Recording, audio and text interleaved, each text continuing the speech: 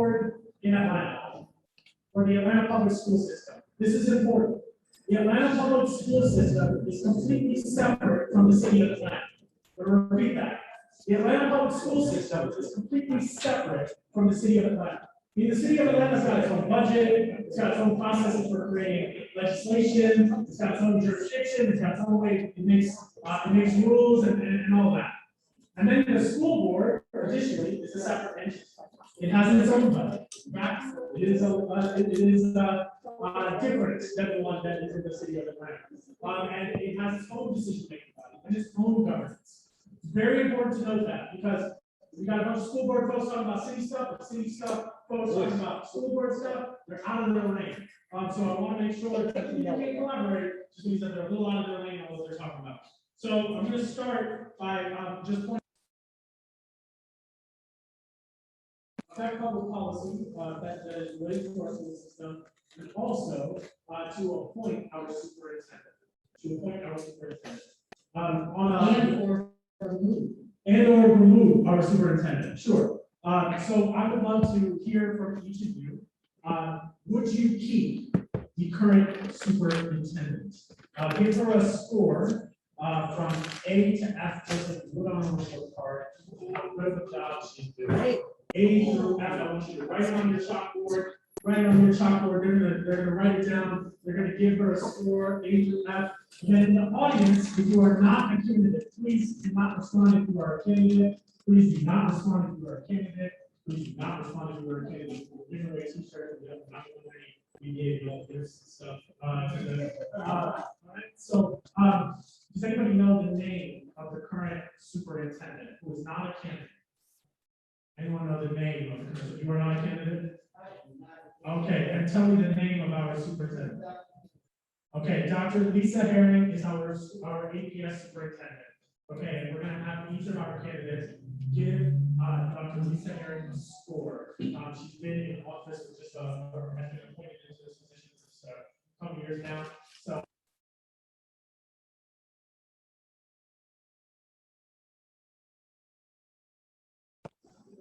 B minus, B, A.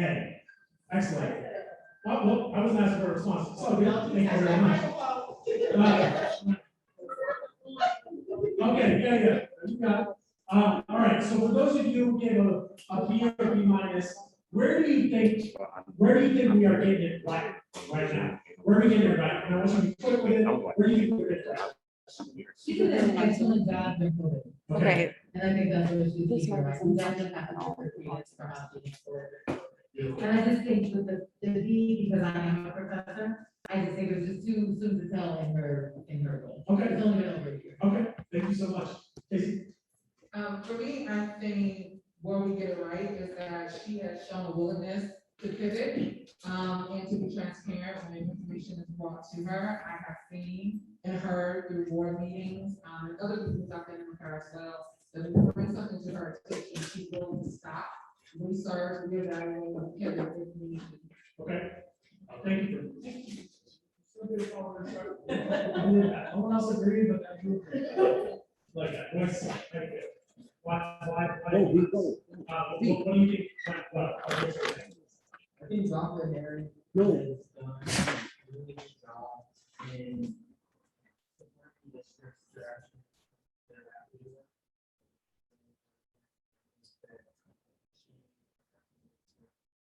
it. Thank you, guys.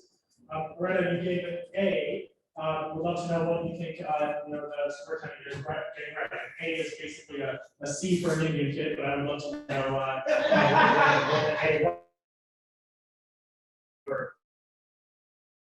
Dr. So I agree with the things that I mentioned, but I want to push a little bit further on the way that we handle the treatment. Not only the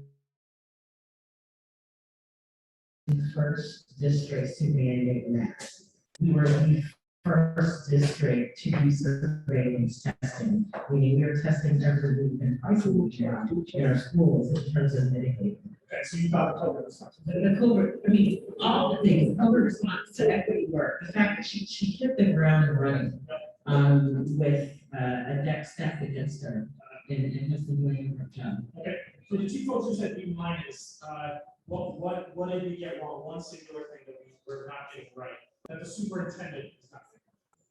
I would say in my assessment, it is being more quick to inform communities that don't have easy access to digital means. And I think for a lot of our students that we've been experiencing the brunt of some of the impact of COVID is because we're relying on traditional methods of communication, and we have to figure out something really and want to make sure folks get it. If we ask folks in the back, just so we can make sure folks can hear on Zoom, we'll have you plus candidates, please. Royce, why be nice?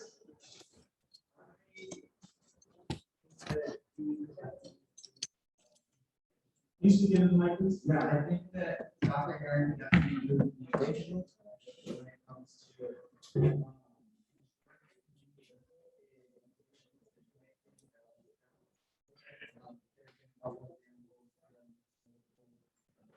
The change in start going for high schools, the data in the bathroom.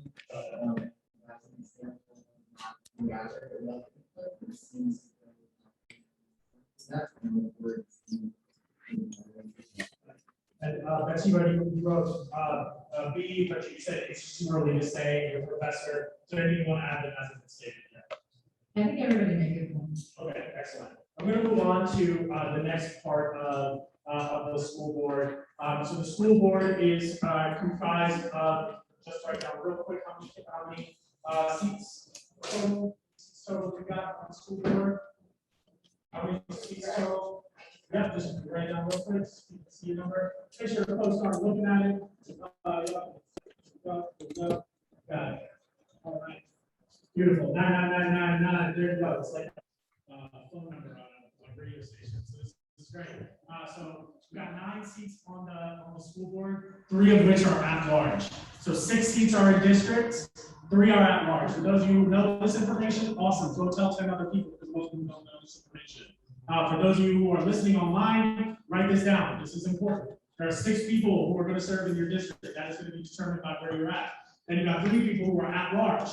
These are going to be your representatives, across the entire city. Across the entire city, these are 3 folks who are going to be representing you on the school board. So we do have 2 folks who are running for at large. We got 2 folks who are running in your district, right? Let me just ask, Royce, why did you choose to run for at large as opposed to running in your district? I am running first and foremost to bring power to the students of the land. You could have done that in district. Why are you running at large? But I think that students across our city better equipped to represent students across the city. Okay, got it. Casey, why at large? Sure, for the past 20 years, the work that I've done in community has been across the city. And so the at-large seat is just an extension of the work that I'm already doing as I'm serving children in multiple districts across our city of Atlanta. Got it, okay. And for you, if y'all two can say, no, running in your districts, right? That's one for you, right? Why, Loretta, you're running again, right? What did you learn over this past year that maybe you didn't know going into this position? Well, the main thing I learned is the skill set that it takes to run for office is not necessarily the same skill set that it takes to be successful. Why am I running again? I'm running because there's still work to be done. I was elected just a few months before the COVID pandemic hit. And even within that time, I feel that we've been able to do some really substantial, impactful work, but the work isn't done. And I am committed to see it through, and so I'm running for another term. And so, for you, Bathsheba, I heard you when you were doing that interview over there, and you just said, look, the school board is just not getting it right. They are not showing up for the moment. They are not showing up for the moment. And that's what has compelled you to run. Isn't this longitudinal work? Do we need to give them more time, or do you think you need to come in and disrupt it? Disruption is always necessary. This is my neighborhood. This is the street that I run down, that I bike down. This is where I do my community work. This is where I teach children. This is where I teach people how to plant a garden, how to start a business. This is where I teach people how to read policy. And I have a unique set of skills. I have been homeless while in high school. I have been in foster care and I was adopted. So I am a world traveler and I'm able to talk to a diverse set of people. This is a historic district. And where's our money? So why don't you talk directly to Loretta? She's your representative right now. Let me answer that question. No, you can't. What I want to know is, I want you to talk directly to your representative and tell her what she is getting wrong right now, that you are going to be able to do better than her. Because you are running again, because that's our incumbent, right? So if we want to vote for this seat, Loretta Baldwin is our current representative, but you're offering us an alternative choice, right? I'm offering you a fresh perspective. Okay. Loretta does have the skill set to run the office that she ran. But if 50% is good enough for you all for people to graduate high school, keep Loretta. If not, then you have another choice. So it's Loretta's, what We're is 78% ready for college. Or when I'm teaching in Atlanta, Atlanta, people come there, the students don't know how to write a sentence. They don't know what adjectives, adverbs are. They don't know how to put. I'm gonna give you a chance to respond. But I want to know specifically. So where do we start? No, so just specifically, right? Because this is a policy-making position. So you talked about the role of the superintendent, giving your perspective on the superintendent. We need a little more time. So it's not necessarily we're talking about superintendent. Now we're talking about policy-making of the actual school. So Loretta is the representative of the school. Where has been a policy misstep that has occurred, or an opportunity to introduce policy that we will do, that makes us say, you know what, that might be a better alternative than this policy. I want to clear two things up that you said. One, I never said on my interviews that the school board was getting wrong. We can replace statements if you want to do that. Two, Loretta could be John Doe. I don't know. Run against Loretta Bowman. This is a run against the incumbent who happens to be Loretta Bowman, who is in the seat that I think I could offer a different set of enemies. So could you tell me specifically from a policy perspective what you would do differently than has been done in this current seat? I don't see the person that is in the Loretta seat of being Loretta Bowman. Where are they in the community connecting with those whole students? I don't see that happening. Okay. And so that's where the policy should be written to make sure that the entire student is taken care of, so that the dropout rates can decrease, so that they're interested in staying in school. Yep. So that the electives reflect this neighborhood. So last question for you on this, which is, in the first year, I'm not gonna say just 30 days, I'm not gonna say just 60 days.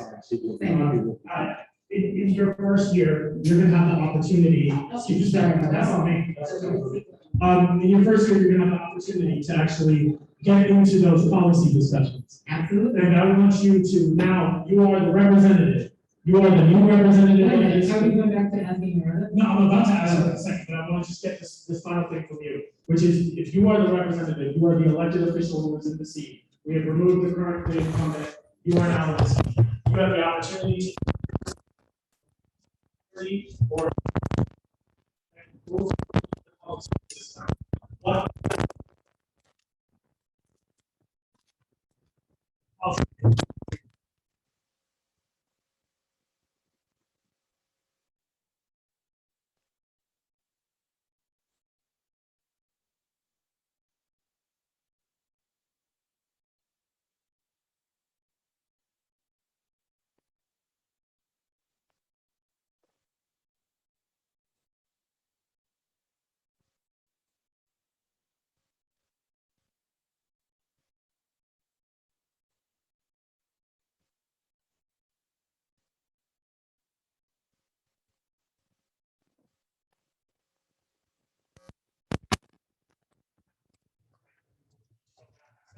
that's not actually. I would say a different perspective and facts that the show is taking notes. Take notes.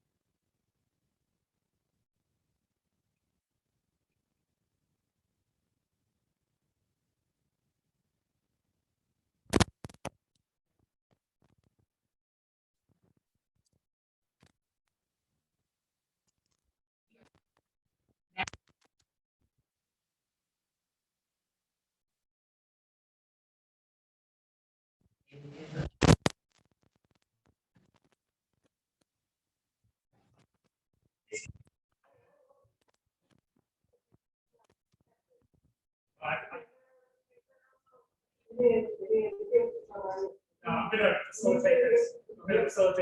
But you're welcome to come in and ask more time. No problem. Thank you. Is there anything else, Ms. Bowman, that you wanted to say or? I was just gonna state that this is our community. We all live here, we all fight for our children, this is our community. And, also to invite you to a community meeting this Saturday, I think that's the Monday. And there will be Monday. Yeah, got it. So, Casey here for voice, wanted to ask you specifically about, the school board recently has increased its salary. It is now a whopping $22,500. Excuse me, it will be, it's still much lower than that right now. So 15,000, moving to 25,500. What we know is that That was volunteer. and then we know that that is a difficult amount of capital to be able to survive on, right, for any family. Will this be your full-time employment for both of you, or is there something else you will be doing? What else will be complementing your priorities in school? Sure, for me, school board will not be my full-time job or source of income, although it will be my full-time focus. And I'm currently running an organization, as I have been for the past 10 years, that directly services children that are beneficiaries of the school system. So for me, it's not pulling away from the work as a policymaker, because that work will impact the students that my organization is already serving. So for me, it's just full circle, and it's another extension of the work that I'm doing. So I don't see it as a pulling of my attention or my priorities. When I'm in either role, I will be benefiting them. Okay, I know what you was. Yeah, similar case that was the work that with the values to drive my candidates. I am a student, and so my main other commitment will be pursuing my studies at Emory University, where I'm a sophomore. I'm a certificate recipient of the MLK Junior Scholarship there, which is given annually to a student. So that allows me a bit more financial flexibility. I don't know about the income, but I'll be continuing volunteer work in the community. I did a lot of work the last few years in an organization called March for Our Lives, as legislative director fighting for gun violence prevention. And in the future, I'm going to be working with People's Uprising this coming year.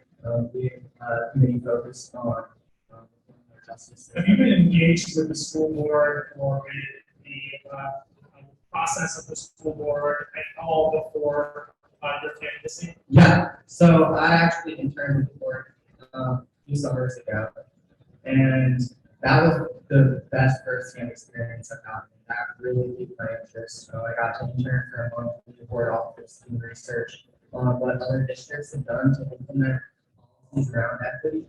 I also served on the O team at Midtown High School, formerly Grady, where I also led the successful effort to rename our school. It was appointed to a district-wide LGBTQIA+ task force.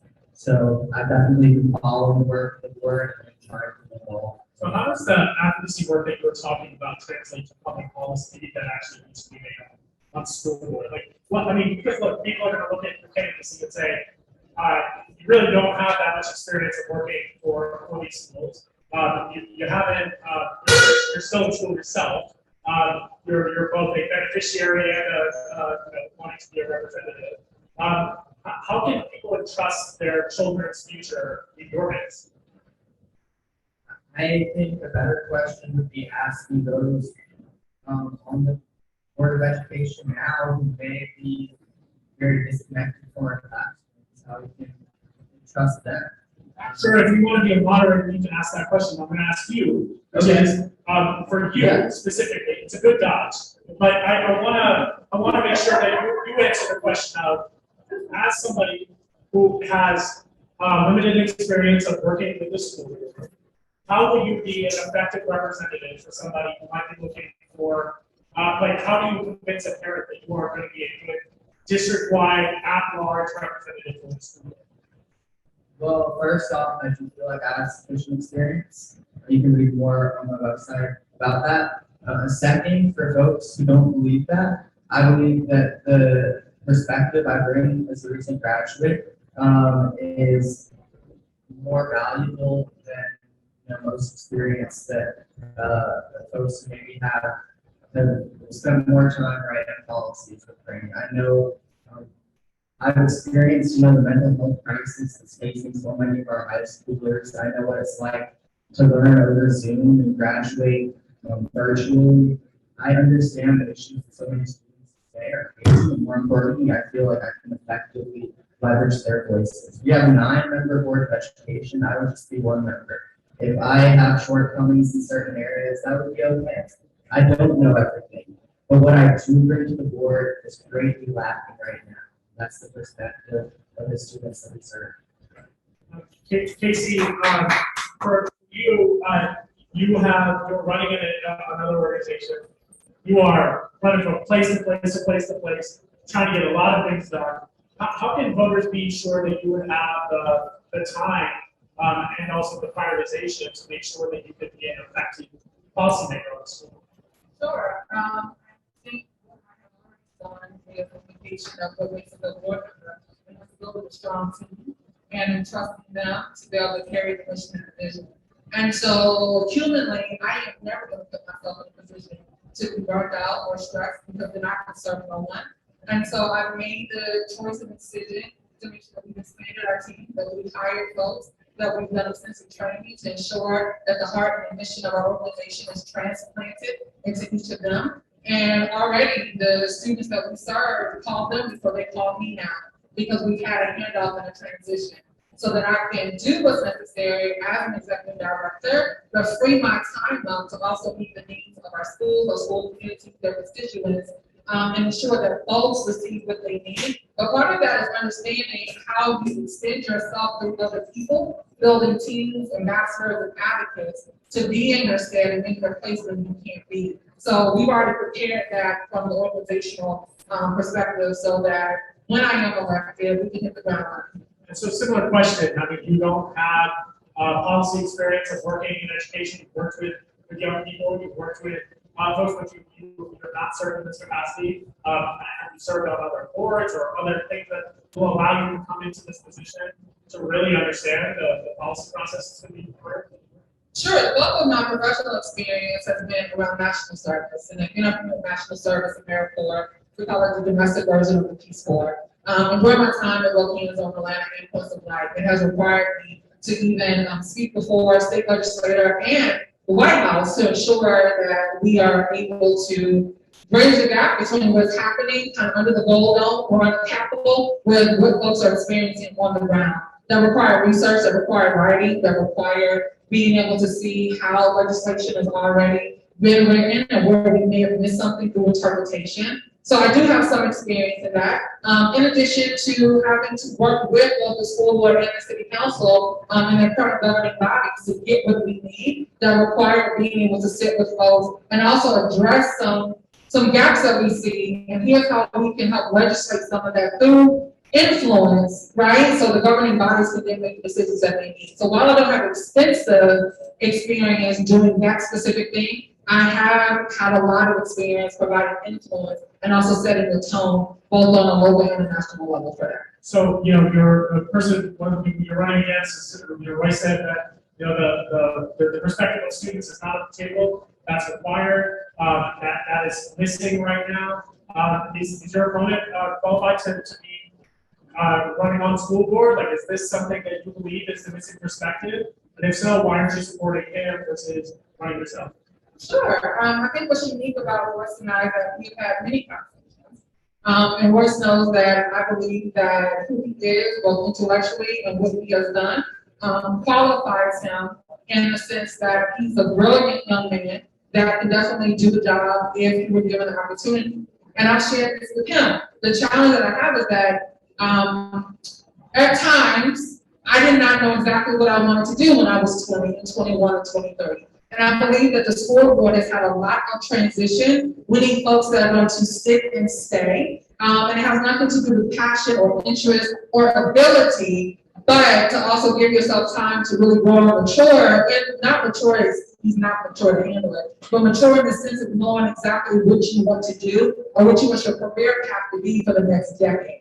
And so while I don't think his age disqualifies him, I think his age also speaks to whether or not, when he is 23, is this something that he still wants to do? So I want to just got a couple more questions that we're going to call close to this conversation. Thank you so much for the candid answers so far. One thing that has been frustrating about school board candidates over the years is that they run for 1 year, they run for one session, and then eventually when a city council seat opens up, they rush over to go run for city council.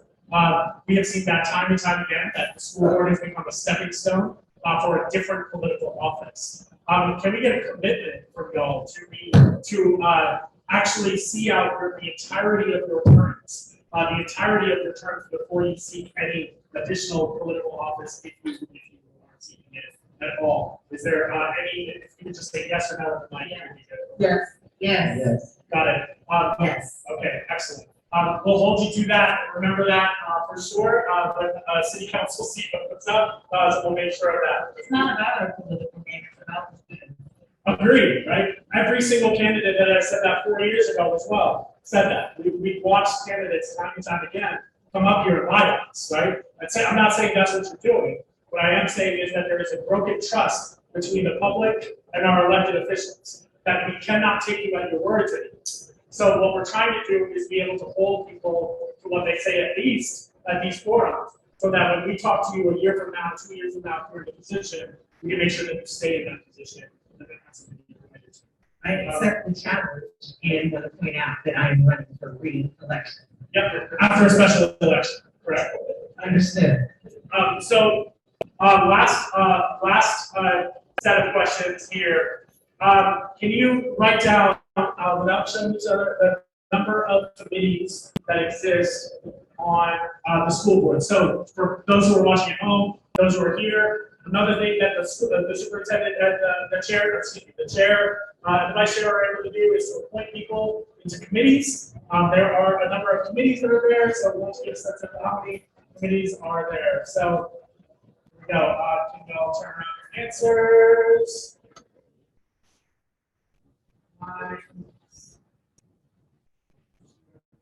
Answers is the number for me. You don't have to name them. Okay, there you go. You wrote nine committees, five board. What do you mean by board development? Are you naming that as a fifth committee? I'm naming it as a fifth because it wasn't included on the chart. Right. So the answer is five. The answer is there are 5 committees that are on the school board. And this is important because a part of your job with serving on the school board is going to be to join one of these committees. Now that you know that there are 5, some of you thought there were 9, or some of you thought there were 6, and maybe that's upside down 9. What I want you to be able to do now is to tell me the top 2 committees that you would want to serve. The top 2 committees, and do not look at your sheets, please. Don't want top 2 committees that you would serve on. No, this is important. As a school board member, you are responsible for serving on a committee. You need to know what those committees do. You need to know what those committees are responsible for. You need to know that that is something that is a huge part of your job. So it's important that our candidates know that the committees exist and know which committees that they would want to serve on so they can advocate to be a part of those committees in the future. So I am going to give y'all just another 10 seconds. Yes, please. Thank you. Give y'all just another 10 seconds here. Oh, thank you so much. Appreciate it. Okay, thank you. Yep. All right. If y'all want to cheat along, you can, not that school board conversations should go for cheating, but if y'all want to look along and guide yourself, you can use these fact sheets as well. We have this information there. Okay. Bryce, what two committees, if y'all can turn it around? Okay. All right. For policy review and board development. Why those two committees for you? I'm really passionate about policy, about ways that we can truly affect student outcomes through updating policies in the district, such as updating our code of conduct and disciplinary policies to approach disciplinary issues through a restorative justice lens, things like that. And so the policy review committee is actually the only committee I ever got to sit in on a meeting for, because committee meetings are usually held during the school day. And I would always try to keep up with board business when I was in APS, but unfortunately was unable to go to most committee meetings. We happened to have a week off one time when there was a meeting, so I got to attend. And it was just so apparent that while everybody in the room is so well intentioned, there was just such a disconnect between them and the folks experiencing the policies that they were discussing. Casey? Curriculum transportation. Okay, neither one of those are committees that are there. So I'm going to move over to the next person. I said budget and safety. Safety is also not a committee, but you can speak to why it's the budget. Well, we talked about earlier, student budget. Okay, that's fine. You feel like your answer from before suffices? I do. Okay, great. And how about you? I chose the audit committee and the budget committee. Okay, those two are committees. I currently serve on the audit and board development committee, but I would like to move over to the budget committee. Why I chose the audit committee is the audit committee actually works with policy, oftentimes of identifying policies that need to be put in place based on the results of audits, and they help to mitigate our risk. And I enjoy the work that I've been doing on the audit committee. It's not sexy, but it's important. In terms of the budget committee, the budget is extremely important. The budget application is extremely important. While I'm not on that committee right now, I do attend the budget meetings since I can have a voice and I'm involved within the committee meetings. But the budget is important. The allocation of the budget is important, and that it aligns with our strategic plan is important. So I would like to serve on that committee to ensure that the strategic plan is properly funded. Thank you. So just so everyone knows, you can see it on the sheet, what the actual committees are. Very important. Those are the four committees there. There's been a new committee that has been added around renaming. Board development, excuse me. What a beautiful name they have for it. Board development. So that's an additional committee that was just recently added, which is supposed to sunset, but is currently here while we're going through the renaming process. The last question for tonight before we close out. And hopefully y'all are nerding out to these facts, because if y'all don't find this nerdy and sexy, this is what the school board does. They don't get to just go and talk about schools and like how schools are good, schools are bad. There's an actual policy position here that is representative. So it's important that our folks have an understanding of that. The last question that I have is that there are two things that are going to be on your ballots this year. There are two things that are going to be on your ballots this year to vote on that are going to add a little bit of money that is charged to the public for schools. A little bit of money. There's something you as the public are going to vote on this year at the school board. Look, there are two things. If you can name both, you get bonus points, but hopefully you can name one. I would like for you to write down the two things that are going to be on the ballot that the school board is putting onto the ballot. The two things that the school board is putting onto the ballot. That is going to increase the amount of dollars that come out of your pockets to support our schools. So write down those two things. The two things. Just you get hold it close to you real quick. You don't want it. Hold it. Ready? 3, 2, 1, and oh, you good? You wrote S-Floss. It is not the S-Floss.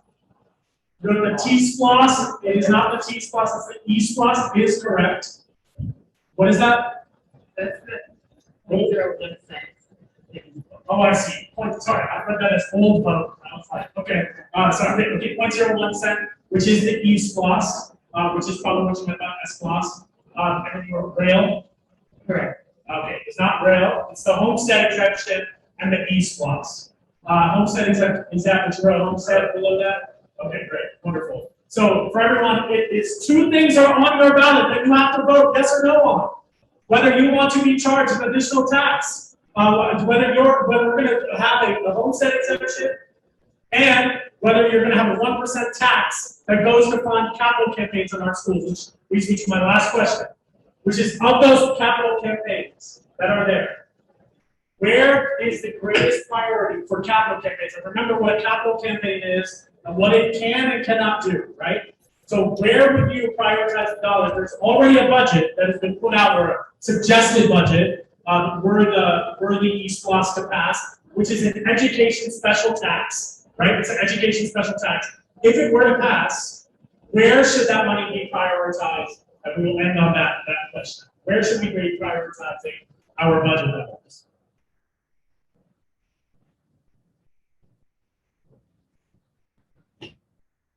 I want to get a sense from some folks in the audience too. If you were responsible for the budget, where would you put a lot more of those dollars? How about for you? Where would you put those dollars? You haven't thought much about the dollars. Okay, no. How about for you? Where would you put the dollars? Technology. Technology. Okay. How about for you? Where? I'll put it in food, definitely a good quality. Okay, so we wouldn't be, remember, we would not be able to use the 1% E-Splosh budget for something like that. It's for capital campaigns only, but that is a priority for some of our voters on the budget. So let me hear from y'all, where would your priorities be? Where would you put your dollars to go in the E-Splosh were to pass? So go ahead, let me start a little bit different. Let's start with you. I again am going back to equitable school funding for the buildings themselves, for improvements, to the Midtown High and a lot of the schools have big renovations that we are not seeing in our. Yeah, and that is one of the number one things that's in the report is making sure that our buildings and technology and infrastructure gets an update. So thank you for bringing attention to that. Casey, no. Sure. Okay. I put Carver as a specific example, Okay. Around building renovations. I don't know if you all paid attention to the news, but those children are literally sitting in a building where the walls are falling apart. And so we will need to assess where some other maintenance needs to occur, in addition to some of the other schools that have already been allocated renovations. And then also technology and infrastructure. So many times, and I think the school system the district did a phenomenal job of making sure devices were available for students, but if they don't have lights on or don't have stable Wi-Fi, the devices don't. Okay, got it. Thank you. Bryce? I said improving and building more career training facilities. Okay. And this actually connects a bit to Casey's answer because Harvard is one of the schools that has many career pathways available to students. And, as we look to ensure that every school has, good facilities, we also need to ensure that we are building the best opportunities for students within those facilities. So I said buildings and technology, but I want to point out that Harvard does not have to wait for E-Splosh to get their building fixed. We are in the process of making that happen right now. I also want to point out the schools in our neighborhood have received allocations of SPOS dollars, and that can be seen in the beautiful tag building as well as the Brown, the Herman J. Russell Weston Academy building that has also experienced some refurbishing. But again, buildings and technology, but I want to point out that the E-Splosh dollars does not fully cover the money that APS uses to maintain and upkeep our buildings. It does cover a little over half, but we will also be funding these capital projects in addition to E-Splosh. But what it does do is put a big chunk into the funding to help us with the capital upkeep. Ms. Baldwin, where can people get more information about it? You can learn more information about me on my website at arettabalden.com, or you can follow my board member page at Aretta Balden D2, or my candidate page, Aretta Balden for D2. Thank you so much. Rashida, Thank you. where can people learn more about you? Thank you for having us. Thank you for the moderation. You can learn more about me at queenshiba4atlanta.com. Casey? Yes, you all can follow me on my website as well at collectcasey.com. And then also on all social media at Casey for APS. Royce? Thanks. First off, I just want to say, I love how you facilitated this. I wish more for you can find more info on my campaign at royceforatlanta.com, spell it out. You can also follow me at Royce for Atlanta on Instagram, Facebook, Twitter, and TikTok. Yeah. Look, I do want to say this as we close this out. I've had some interaction with each and every one of these candidates in some way, shape, or form, whether it is directly or indirectly. And I want to say that these are 4 people who really give a damn about this community, who really, really want to do better. And I think making sure that we look at the candidate that reflects us the most for the moment that we are in now, that's the fight that we have. So please learn more about these candidates, learn more about the role that they are supposed to play, and keep pushing them to be better. But thank you for the fact that y'all are all running for these respective seats, and I wish you the best of luck.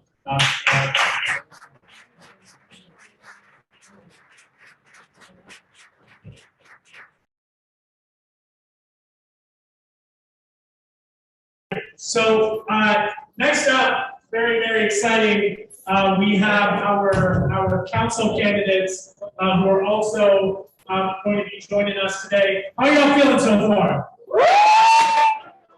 It's crazy in here. There are bottles popping and like, oh my God, it's unbelievable. The VIP service, it's amazing, amazing, amazing. Thank you so much for those of you who learned a little bit more about the school board. I know school board candidates are going to want to network a little bit, but y'all please stay seated. We got another exciting conversation that's happening right now. I want to keep the evening moving so we can make sure that y'all are able to get on with your meetings as well. So I'm going to welcome our city council candidates. Y'all ready for that? Okay, great. Me, 3, and 4. All right. I need y'all to give them a lot of love. I'm just going to point out the city council candidates that are here. We have Ralph Long with post 3. Ralph Long, are you here? Oh, hello, sorry. No, you gotta go, man. We'll wait. There's no problem. No, go, man. Someone's in there? Oh, that's weird. Okay. All right, well, I'm gonna call the other folks slow. You go to the bathroom, man. That's important. Rogelio, you here? Rogelio.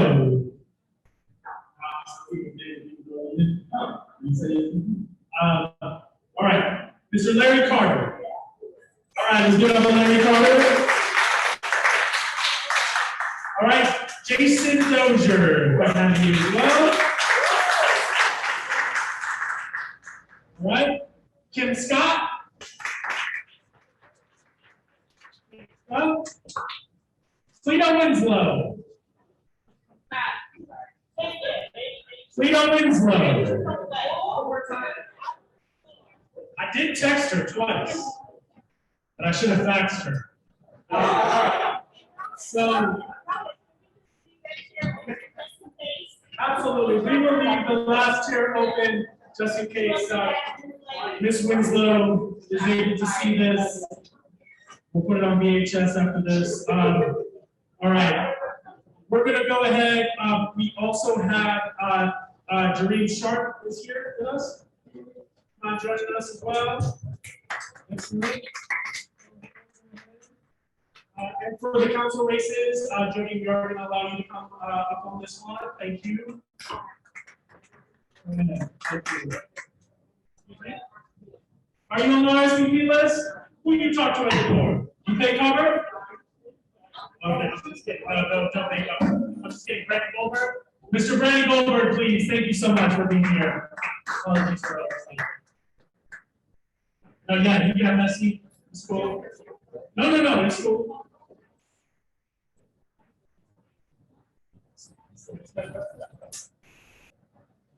All right. Beautiful, beautiful. You want to compound as well? All right. Yes. Okay, we good with it. Look at this crew of folks running for office. Give it up for all these folks. Mark, you feel good for this shot? You feel good? All right. Can y'all give it up for the sound and the tech crew in the back of the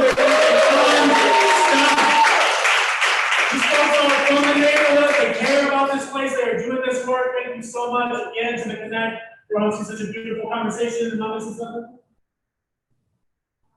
Okay, we need y'all to speak into the mic loudly because they can't hear y'all on Facebook, right? So I make sure that they hear you all across this weirdly cut district. Right? What's the other important rule? Don't turn off the mic. Don't turn off the mic. It is hot. So if you say something weird, all right. Okay, I'm excited for us to be able to kick off this conversation. We know that we don't have everybody here with a lot more y'all showed up than we thought, which is good. Can we give some of these candidates some sticky notes as well? For those who don't have blackboards, if you don't mind, I'll give them some sticky notes to get started. In lieu of that, we're just going to start. I want to hear very briefly, for those of you who have been around me, know that out of love, I make keep us moving, especially this many people trying to get through y'all. But I'm not going to give you one of those zinger type questions. We're going to get to substance. If you made your point, I'm going to ask us to move on.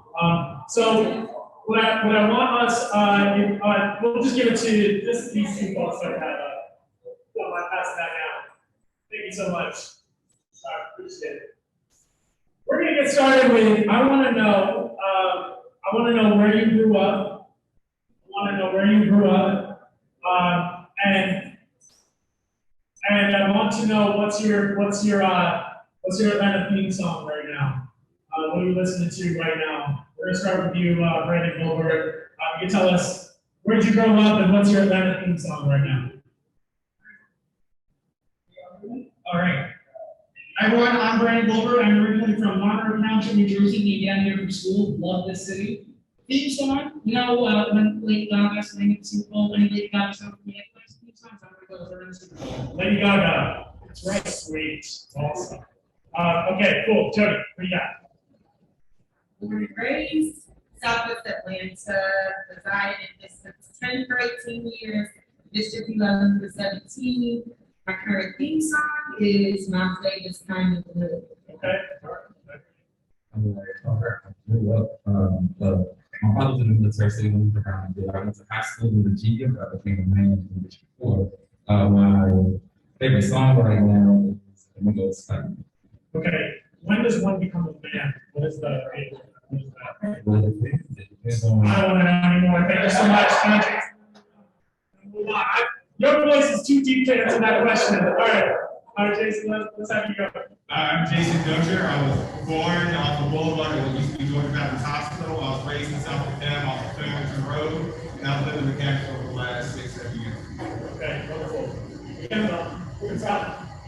Song. Oh yeah, song. Which Pushing by Society of Soul. Okay, Pushing by Society of Soul. Okay. All right, my name is Kim Scott. I am from the city of Atlanta, Brady baby, grew up in Higher Heights neighborhood. I actually live in the West End now. Been here about 10 years in the West End. Prior to that, 4 years in Mechanicsville. And so my favorite song right now, since I'm a city of Atlanta native, is Outkast Elevator. Okay. I can't believe it took this many candidates to get to Outkast, but that's all right. That's true, that comes to family. Okay, I'll take it. I like your film. I'm Ralph Long. I'm from the Spots. I've been a product of Spots all my life. I'm a former state legislator. I currently live on Peyton Road. I'm a father, a husband. And right now, we're at Carl Lake County, up in Rockford, and Sago, Connect. That's KJ's song, but that's cool. That's good. It's right. So my name is Jermaine Sharp. I'm from Dade County, Liberty City. That's 305, Miami, Florida. A lot of artists are from there. I'm going on the move right now. I'm playing Drake. I don't have a car. The one I'm listening to right now, I'm listening to Drake. I always say the song. I don't think that's the appropriate, but I mean, we all know exactly. Yeah. Yeah, fine. Jesus, all right, I get it. All right, look, y'all got whiteboards. We're gonna make sure that you understand that one of your main roles, and for those of you who don't, we apologize, thank you for the sticky note game. If you don't need chalk, let me know. You can assist if need be. All right, here we go. So first thing I want you to do, please just be mindful. We do sometimes watch candidates do a little PT peek. So I want to make sure that you are able to do this. It's important to us that we have candidates who understand the role and responsibility of being a part of the city government and do not cheat it. I want you to tell us how big the budget of Atlanta is and how much of that is the general fund. How much of it is the general fund? So how big is the budget of Atlanta?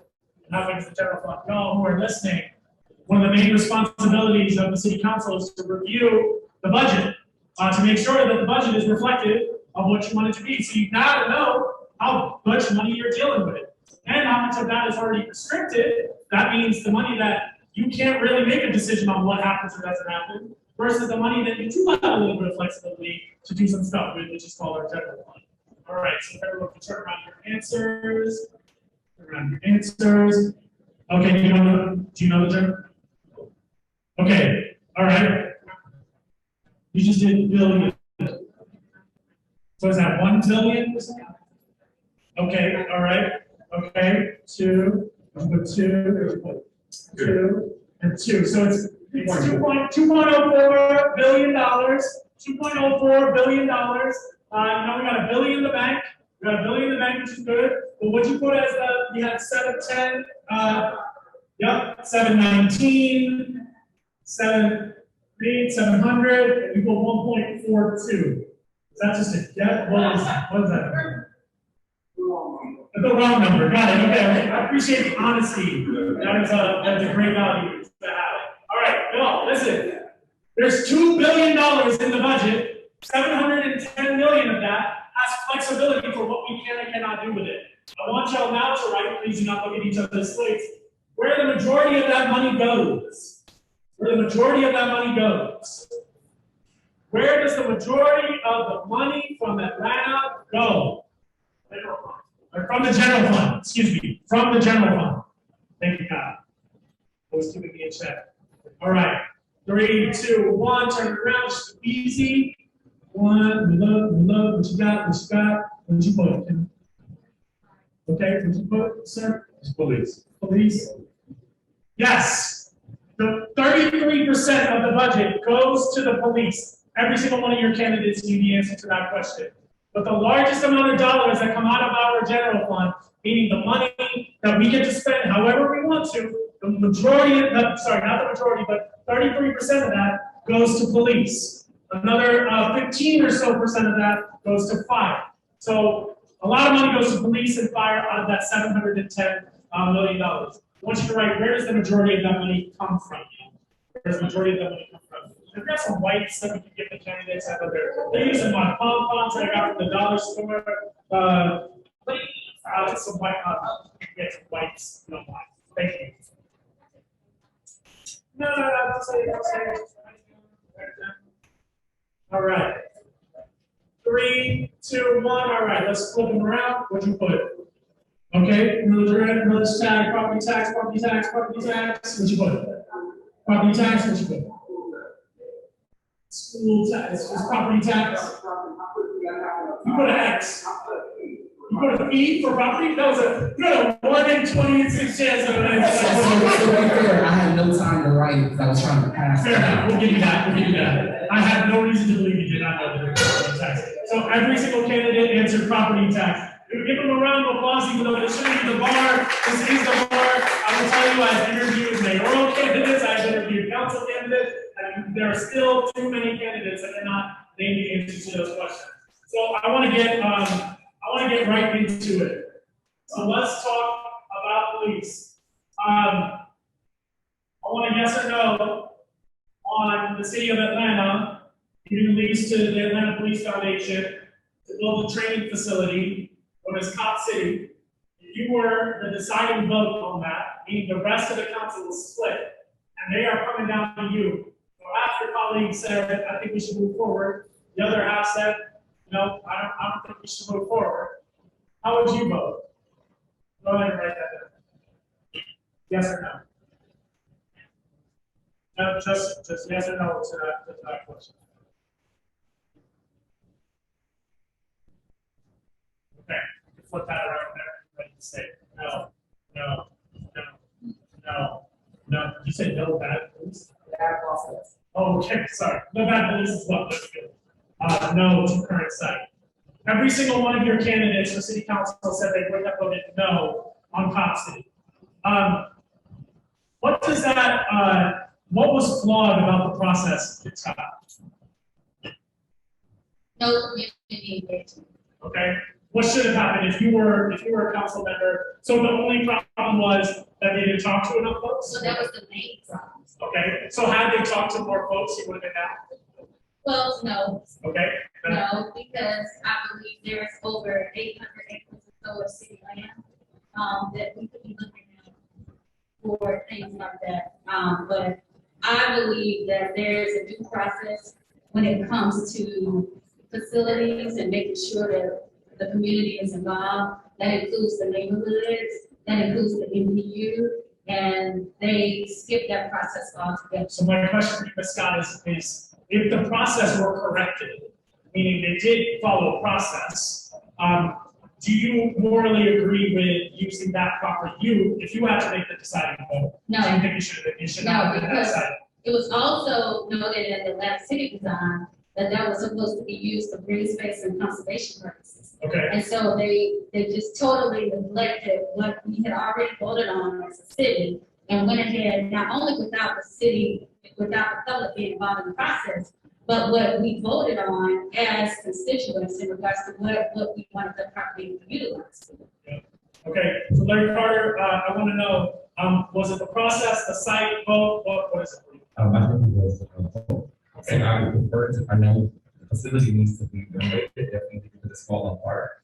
However, that is not the space. The city owns enough land that we can find another location, and engage the communities more so around what's going to happen. When you think about reproductive justice, you wouldn't have fires, you wouldn't have gunshots. That affects the lives of everybody around that site. So that wasn't taken into account.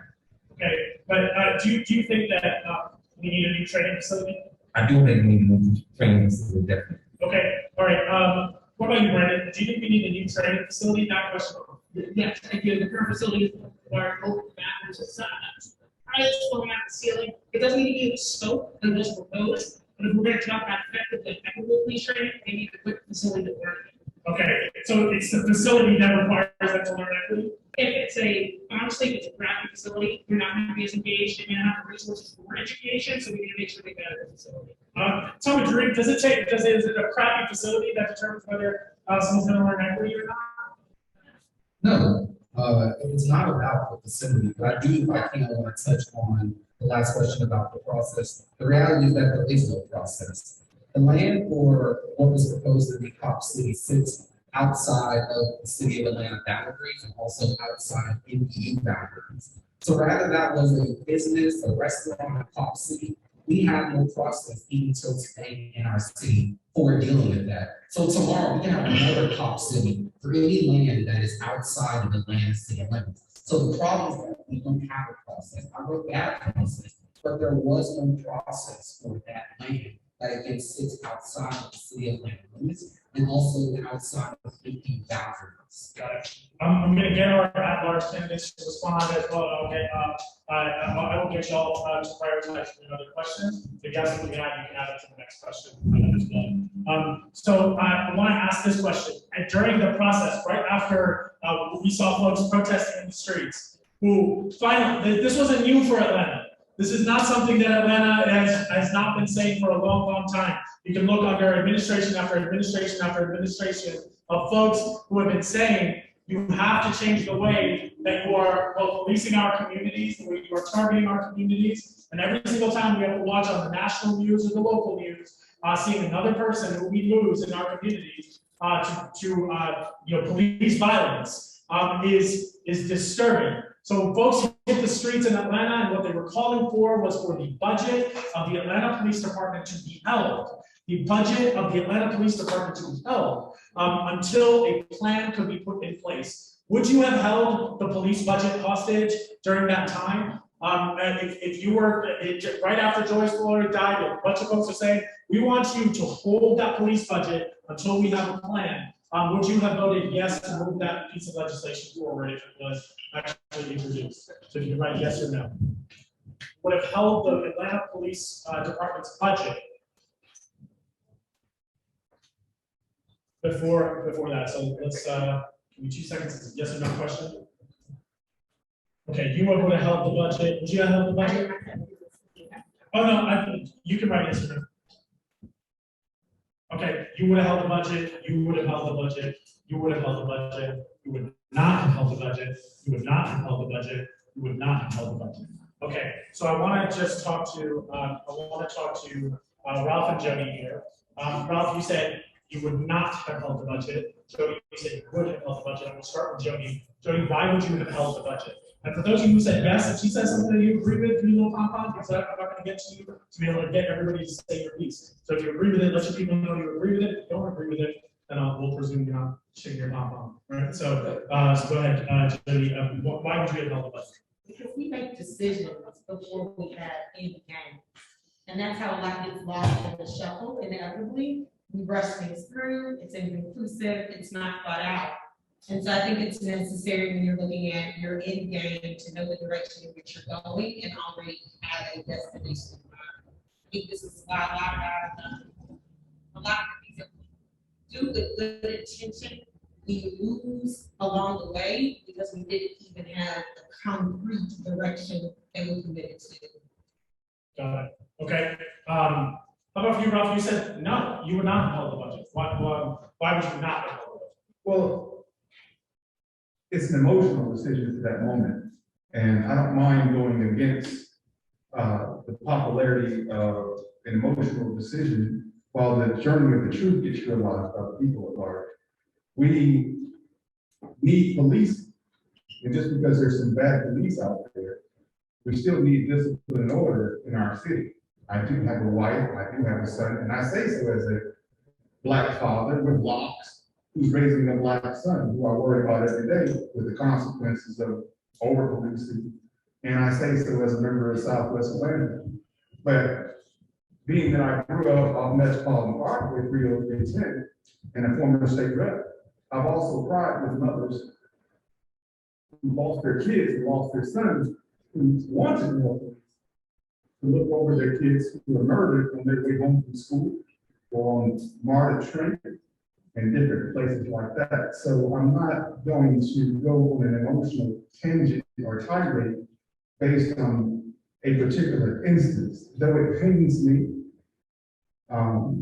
We just have to, leadership is lonely sometimes. Mr. Longo, you just said that, and with all due respect, you said that you do not want to go down an emotional path, but that's exactly what you just did to make the opposite side of the argument. So you used emotion to say, we need police because I sat with mothers who have cried because they wish there was more police. That was a statement, that was your words was the emotion. It's my interpretation as a potential voter for you. Your interpretation. Absolutely. So because I'm an undecided voter of District 3, at the at-large seat, what I'm curious of, just for clarification, is that when is it okay, if it is okay to make emotional decisions that hurt our community so often, why is it not okay to make an emotional decision? How would you not make an emotional decision? What's your non-emotional decision that you would make, which is to continue funding the police at its current? And I genuinely am asking this question. This is not a leading question. I'm asking, what is the specific non-emotional, data-driven, pragmatic decision that you believe is necessary that is not rooted in emotion in this instance? Well, I appreciate forums that are not gender specific, but I can appreciate your perspective. I can. Are you presuming I have an agenda? Let me finish my question. I was just asking Let me because it finish sounded my like a question, targeted, sir. Let me finish my it sounded question. like a targeted statement, so I just wanted to. It was, and Okay, I don't mind that. great. I can just tell you this right here, that was an emotional time right there. We needed leaders in the city. That was horrible. I don't see how a person can emerge unscathed. It cost us a mayor. I wouldn't be running for office right now had our mayor not left because of that. I was scared for my son. I was growing crops, arming myself. It was a very uncertain time for our country. And our mayor left because of it. So it's not to tread lightly on that time right there. And when you have to sit down and make decisions that are complex like that, then you're gonna hurt some people. And you have to have the confidence of people to go out there and communicate.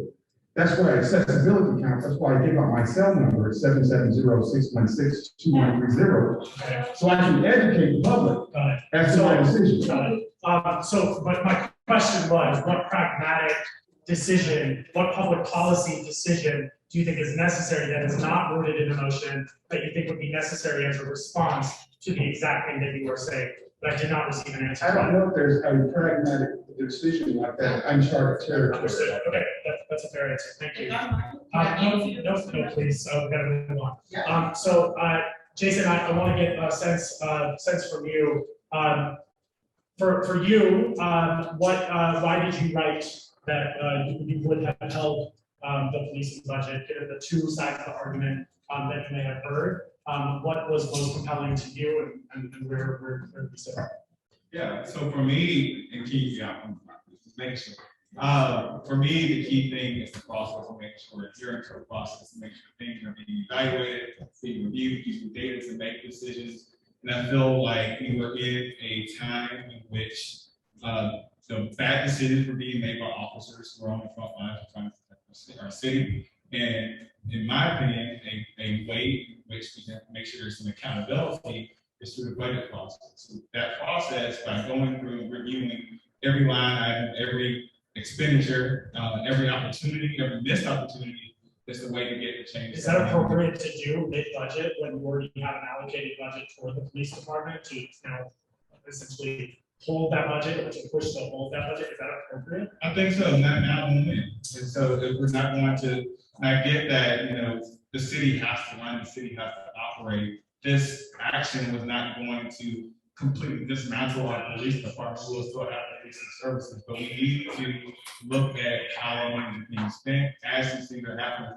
This idea that we need to wait until the right time to do something, I think has set our city back for far too long, and we need to act in real time to make sure we can get positive change that we need. Got it. So for you, Jason, and then I'm gonna just go to a few other candidates to drill down on a couple things.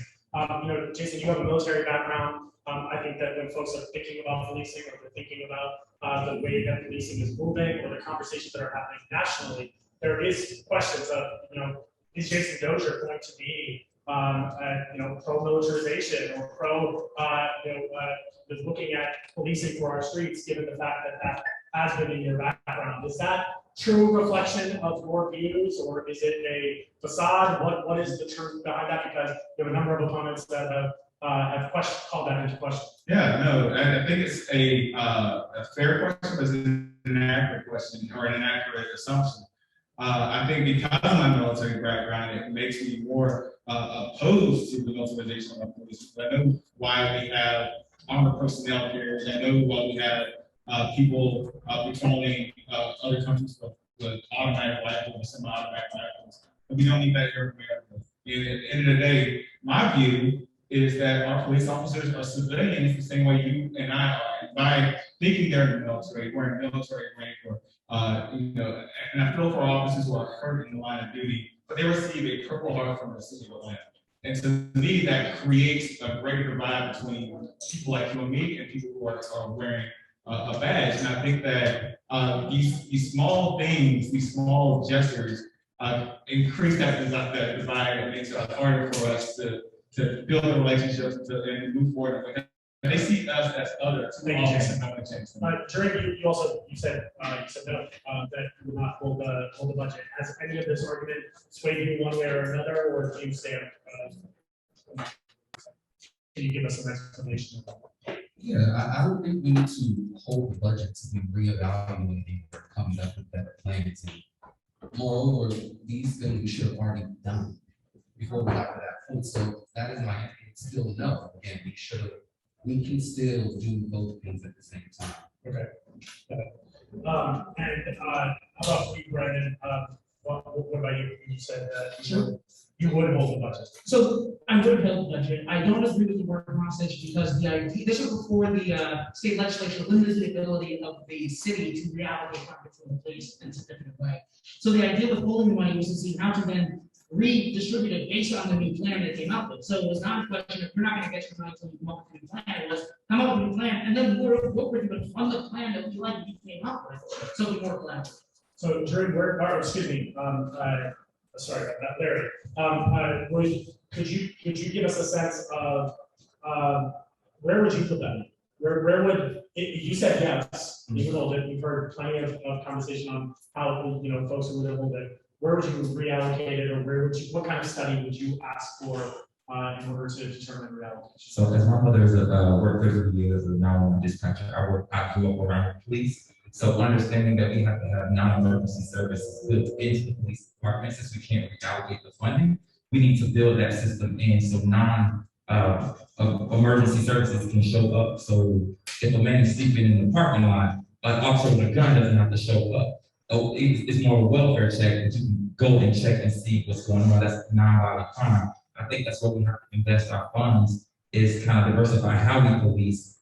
Since we can't move the budget, what we can do is create new facets within the police department that serve the community. So you believe those facets should exist within the police department? If that's the only way we can use the budget, I think we should think strategically. We have 911 dispatchers now, 24 hours a day, where PAD program is only Monday through Friday, 7 a.m. to 7 p.m. When those type of things happen on the weekend, we need a 24-hour service for non-emergency situations because they happen every single day.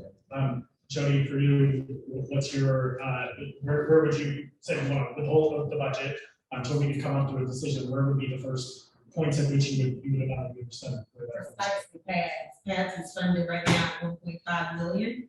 I would fund it to at least 5 million inclusive of responders that are social workers capable of intervening for mental health, substance abuse, and the provision of wraparound services. Also would include, and I heard from the community, the importance of having someone to reinforce noise ordinances. And so I just think we have to extend and reimagine the idea of what public safety looks like without constantly saying police, police, police. And I think the police feel similarly. They want to respond to violent, heinous crimes. They don't want to respond in instances where they are not prepared or trained in how to react and respond in that situation. I want to ask one more question on this kind of range of topic. There has been conversation around there was a commitment or a public task force that was created that made suggestions to close down the detention center. There is a Atlanta detention center that was created. It is not occupied by many people today. The argument has been made that Fulton County is going through a crisis with the number of people that are there, that we should be using the detention center inside of Atlanta to be able to house folks who are in Fulton County. So kind of going against the commitment that was made to close down the detention center. It was brought to you to give either public comment on, or to actually potentially vote or make a public decision on or public statement on. Would you say yes, the detention center should be opened up for Fulton County, or no, it should be closed and they should find another facility? So we go yes or no in 3, 2, 1. You said yes, it should be open. Yes, it should be open. No, it should be closed down. For us, for the detention center, should ACDC be shut down? If you believe that it should, if you believe that it should remain open, if you remain that ACDC should remain open, then you could say yes. If you believe that it should be closed, you should say no. you believe it should be closed, you should say no. If you believe it should be open, say yes. If you believe it should be closed, say no. Okay, is that a no yes or a? It should be, I put no yes, but it's a yes, it should be open for the city of Atlanta. No. Okay, so it should, oh, you believe that the city of Atlanta should use its own, use that detention center? Absolutely. Okay, we'll get to that in just a second. How about you, Ralph? Yes, it should be open for Fulton County or just for city of Atlanta? For Atlanta. Okay, great. Thank you for the answer. It's overflow for Fulton County anyway. Okay. Ms. Scott, you said no, that it should be shut down. No, it should be shut down. No, it should be shut down. No, it should be shut down. No, it should be shut down. Would any of you want to demolish it completely? Would you want to demolish it, Brandon? You don't know. Okay, Joey, would you want to demolish it? We need more numbers. Okay, you need more numbers before you can make that That's decision. $30 million To what? to demolish, reimagine, reopen. Okay, so you $30 million to demolish, so would you advocate for that? Do you think that's worth it? I think it would be worth it to reimagine this site. Okay, so to demolish it, you'd be in favor of, how about you, Larry Carter, would you be in favor of demolishing it? No, I would want to use it for community court and bring our services in one place. So if people need help, they can go to that one place and not have to shoot around town like they currently do. Got it, and Jason, would you demolish it? I would demolish it. Demolish it. Kim, would you demolish it? No, I believe in adaptive reuse, so if we can use it, I would like to use it. Okay, got it. Do you think it should be used for Fulton County overflow? No, Okay, Ralph, do you believe you should demolish it?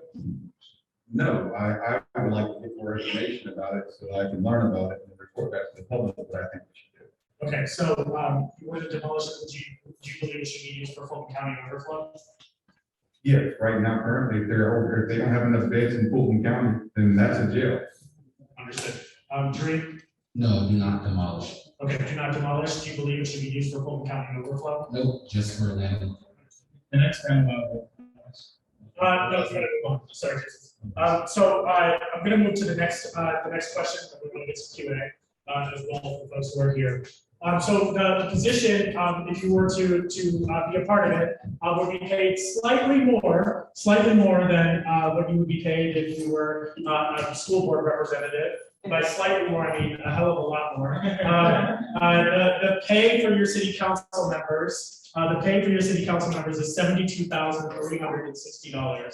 $72,360. That is almost double the income of this area, by the way, the average income of this area. Would you also have additional employment in addition to your job as a city council president, or excuse me, a city council member? If you can vote yes or say yes or no, would you have an additional job?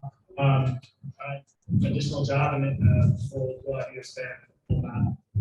Would you have an additional job to the $72,000 job that you have here? And we'll see what that looks like.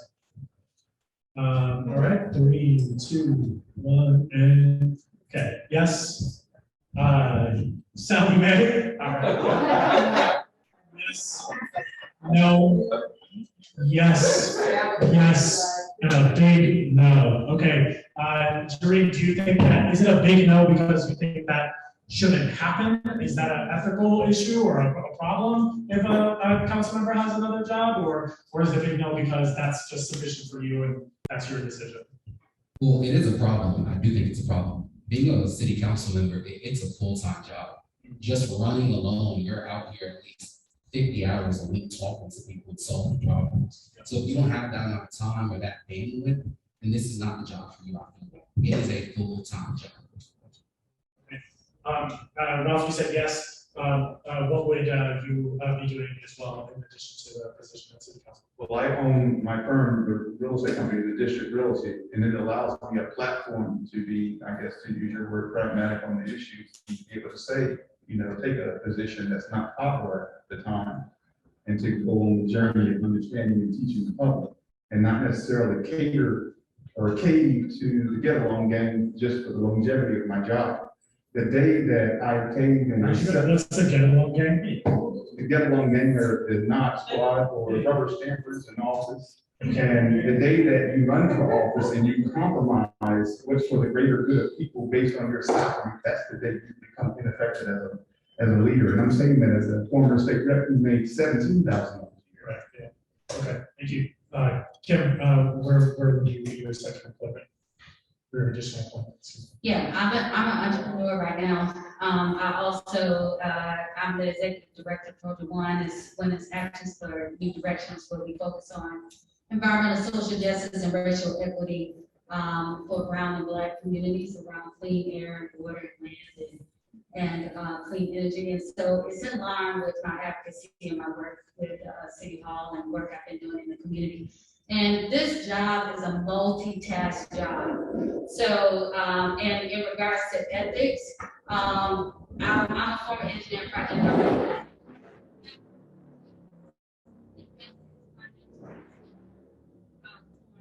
And so, you know, I would want to continue to do that.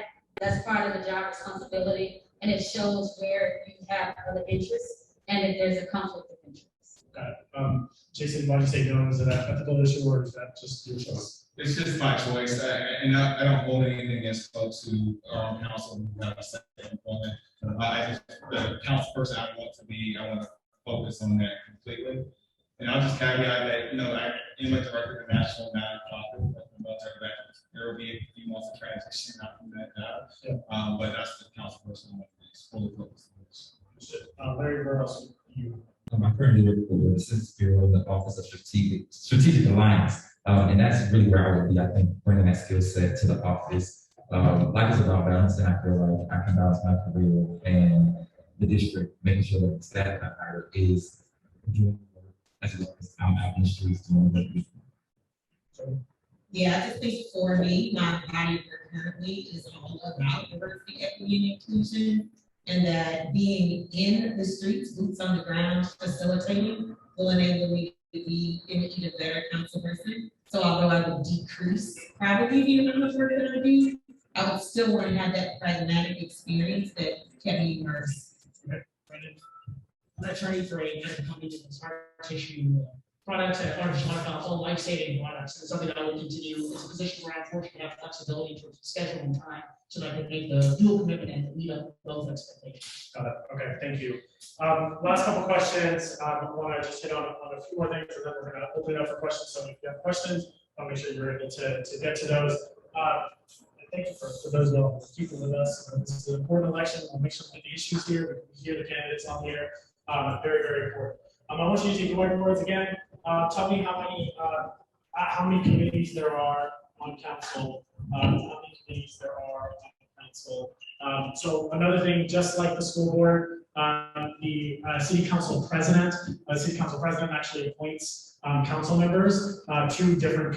They appoints them to different committees, and so you know it's extremely important that these folks have a sense of how many committees are out there and which ones are most important to them. So how many committees do we have?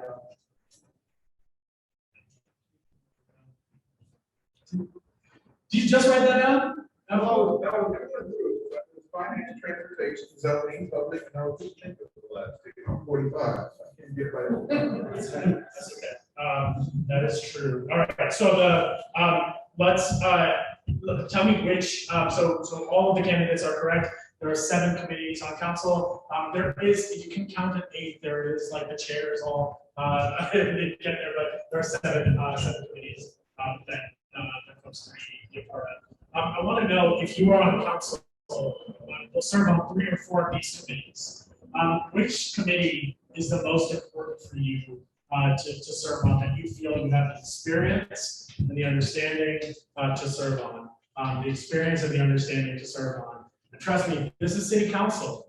You know, folks can talk about all the things they want to all day long about their platforms. One of the main things that they do is they sit in these committee meetings. And they sit with other committee members and they make sure that they hear from constituents in these committee hearings. And this is where a lot of our legislation is born, where a lot of it is introduced or talked about. So it's extremely important that you have an understanding of which committees these folks will want to be a part of it, will advocate to be a part of the city council president. All right, we will start, let's start with Larry, and then I'll just toss around a little bit. Larry, you said transportation or zoning, tell us why. Why do you qualify for those real quick? Well, as a vice chair of the NPT, I worked a lot with land use and zoning.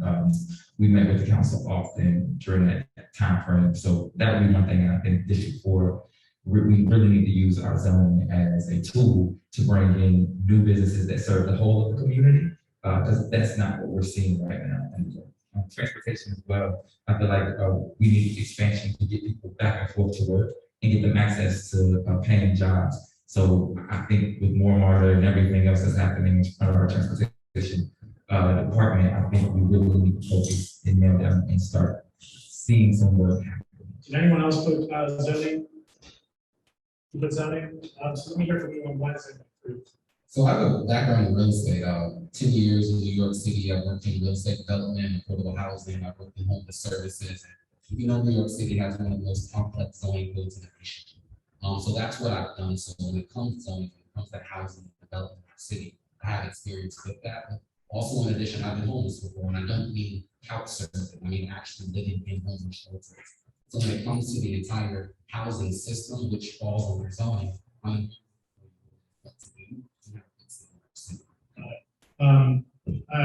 Kim, let me get you. I said zoning too. That's great. You said committee on council. Kim, what would that be? So I said city utilities. Our city utilities. Okay. So, Is that city utilities? yeah. Okay. So CUC. So what I bring to that, I'm an engineer by trade. I actually make my living now in commercial real estate. And one of the things that I know is that we're still under a federal consent decree. We've been sued by the federal government, and because of that, we have the highest sewer and water bills in the nation. And so I'm concerned that we have about 6 years left to fulfill that consent decree, but yet we still have localized flooding on our residential streets. I'm also concerned with that money, where has it been spent? And if we are going to really deal with our issues with flooding, we're gonna have to rethink our bonding language. Because right now, it doesn't allow us to really be able to address some of the stormwater issues that we're having. And we need to implement more green infrastructure combined with fixing our sewers and our water system. Jody, what's your opinion? Public safety. Why public safety? Why are you qualified for public safety? I have a vision for what actually implementing criminal justice reform and public safety will look like. I serve with some organizations that are looking at how we reimagine that partnership, and I'd like to be a part of the solution that drives it in a positive and inclusive direction on top. How do we decouple public safety from criminal justice? I feel like every time I say public safety, you want to say criminal justice, but that's not the only meaning of public safety, right? Not at all. It's got multiple dimensions, and it's often hard in 60 seconds to talk about something that at such a systemic and institutional level has embedded in it such a problematic dimension. But for me, when I'm looking at both of them, that would be what I would want to bring. I mean, over here, when we're talking about the facility should start potentially as micro enterprise in multiple communities, integrating the police and responders at their point of origin, placing them in universities and communities so that we have that very. My point is that we should not always, when we're talking about public safety, not always talking about policing as a responsibility. Public safety is also whether about work excavating, not even just responders. I'm not even talking about anybody with lights. I'm talking about, like, you know, public safety, sometimes if there are cracks in my sidewalk, there's whether I feel, you know, my park is actually safe for my kids to be able to come around. Accessibility and everything else. So Ralph, let me go to you. You said zoning. Why zoning? Why you qualify for zoning? Because I have a real estate background, I'm watching the erosion of legacy homes. With a disability study based on income inequality to examine a person's experience in the city, with their income and their trajectory that they live, with the quality of life issues living in the city with particular income. And right now, I know that if you're a senior citizen and you're, let's say, retired from APS, and you want to downsize and move to senior housing, then you might not be able to afford to stay in the city. You'll have to get a Christian center out of Fletcher, Shannon Parkway, in South Fulton. So looking at income inequality in that way and protecting our legacy homeowners. In addition to that, I'd like to make the homestead exemption apply and be applicable, not just to the household, but to the individual. So that individuals can take that with them. Okay, thank you so much. Brandon, how about you? Transportation. That to me defines sustainability in the city. Having affordable homes that can't get around to anywhere doesn't really help. We've got a great job, can't get around the city. That's the issue, traffic, the issue. I worked at the FAA for a number of years, so I have experience professional transportation. I thought it was really hard. My personal experience in transportation, what that I saw, and what we need to do is expand accessibility and artifacts expand. Since it's entirely inaccessible, it's do everything. It's I work up now every station is information about that here. The use that they have, we can expand it, everything's still more part. Do you have experience in transportation aside from riding work? Well, we're going to the FAA, so when I was here for being in contact with the actually, Okay, thank you. Jason, how about for you, transportation by transportation? I said transportation because having been a bike, bus, train, and commuter for several years, my office is in South Forsyth County. I get to work before the pandemic and after work, I take primarily through the water system. I see where it has the greatest opportunity, but also the greatest weaknesses, and want to see the city be a better partner with water to make sure that they can traffic or dignified to a lot of our bus stops don't have any for concrete or cold and dirt. If it's raining, it's undignified to various cities before to help the people that are not able to. So a lot of in a greater rate to take over transportation and place where they need to accidents. It's heartbreaking that communities that need that transit and transportation infrastructure the most are communities that don't have.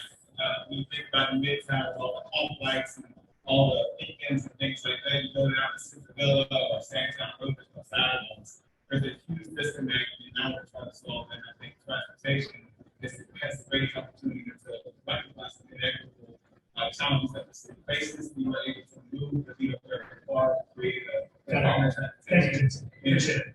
Thank you. One up.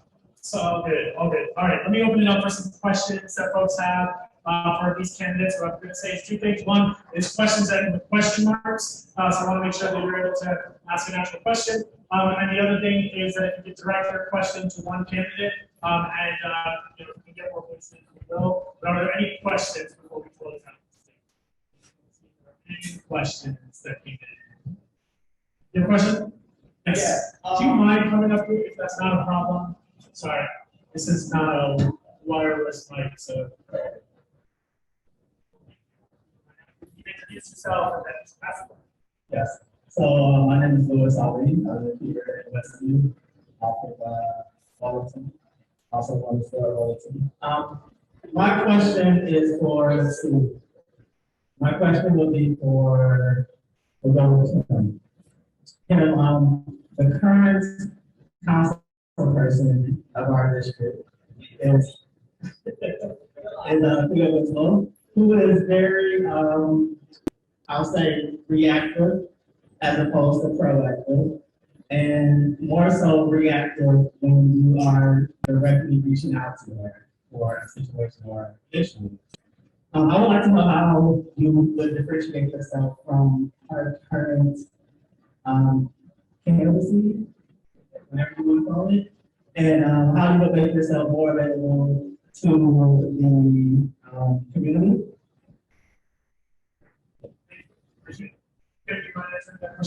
No, not at all. Thanks, Louis, for the question. First of all, how I would differentiate myself from the incumbent and how I have differentiated myself from the incumbent is that number one, I'm responsive. Number two, not only do I respond, but I come up with solutions.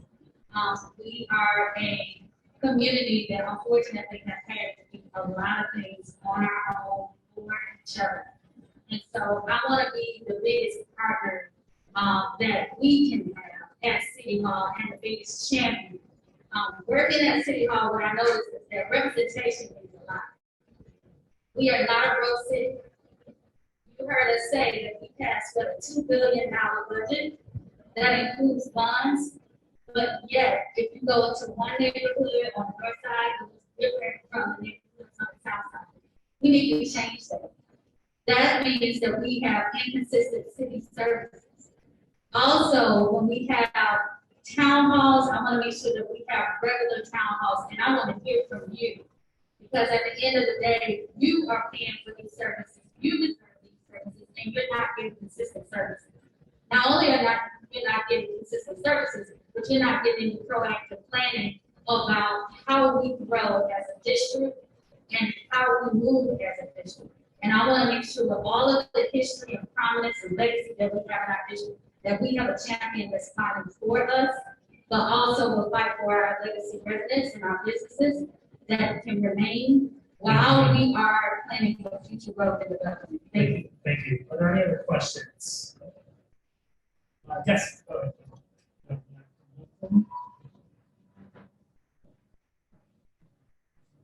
So my question is about, recently Belmont passed the special service district tax. We're in a pandemic where a lot of us as community owners and business owners did not have the opportunity to engage. Now that thing exists, it's here.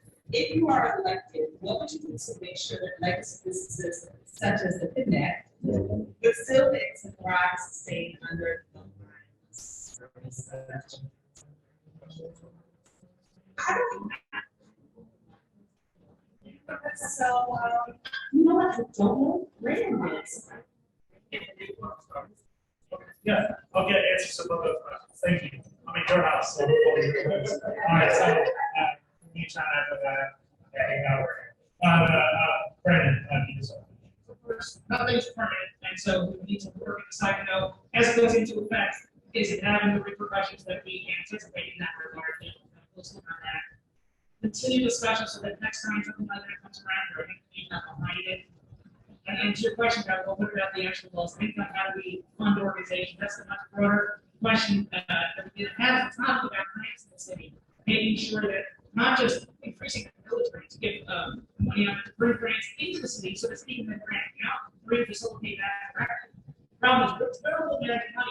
We lost the workforce grant, Buffalo, they shut down AIDS housing grant around the verge of losing. And so we're getting a reputation. So the short answer to your question is we get more money to the folks and to the organizations in our city by bringing in extra grants. For example, we're getting New Jersey $100 million to schools. The money's out there and we are a good story to tell. But we've got to show we're confident in national money when we get it out there. Can we also express that in Mr. Long answer this question? Minority grants for small business owners, minority business owners. In addition to that, I promised to have 3 or 4 town halls annually every year, like I did when I was state rep, advising you of programs that are coming down the pipeline, and just not remain to the commercial sector, but like the opportunities in investment management. So grants for minority businesses in proximity to the Beltline, because more often than not, the Beltline comes through and some great opportunities for it, but you look around, they're not available to minorities in this neighborhood. You'll find that, wow, what was once a vibrant community of legacy homeowners has changed. And, you know, I like to talk to of variety, not a monochromatic society. So protecting, you know, minority businesses and minority interests is a must in life, because this is the civil rights movement in the city. You know? One thing that you want to, we're going to talk about this district to close out. Is there any other question? Oh, yes, go ahead.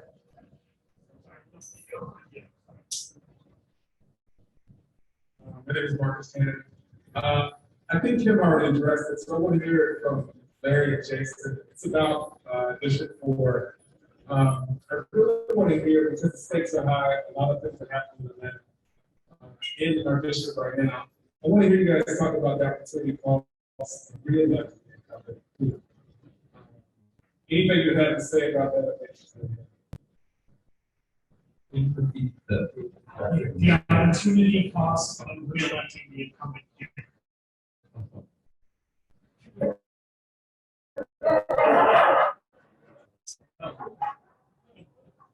There is a great loss. So District 4 right now, everybody in the state is from District 4. District 4 is one of the most undeveloped parts of the city. You go across 85 on the other side, you look at Summer Hill, what's happening over there should be happening on this side of 85, but it's not. And that's the problem. With leadership, you have to have a leader that's gonna go get it. We've been behind too long. I'm gonna be proactive. I'm not reactive. So in my first 100 days, what I'm gonna do is walk the communities with the community leaders to put my eyes on the problems and we're gonna strategize and plan so that through those 4 years, at the end of the term, you can get your report card and hand me my walking papers or ask me to run again. That's what it's about, real solutions for our community. Just that, and I think about how the clock has been ticking for some time. Not that this election is going to, immediately reverse damage that has already been done. For those of y'all who don't know, I ran for the same seat in 2017 for the same affordable housing was the number one issue I was trying to address transportation on the same thing. Every day in Atlanta, I feel like another family is getting thrown out, another person getting hurt, another young man is killed in our streets because of gun violence. And opportunity cost is that without proactive leadership, we're going to have even more of what we've been seeing. So that's why we have to have change immediately. We're not going to get into people who lost or unfortunately won't come back, but we can prevent future families from getting this way. All right, last set of pieces for you. I'm gonna end on a couple things. So one, I want you to take your whiteboards, or excuse me, your blackboards out here.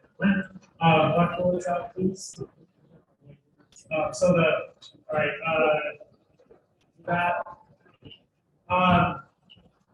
Is there any candidate for mayor that you think should not be elected that is currently polling? Is there any candidate that you think you cannot vote for, you in good conscience could not vote for, that is polling within the top 5 candidates?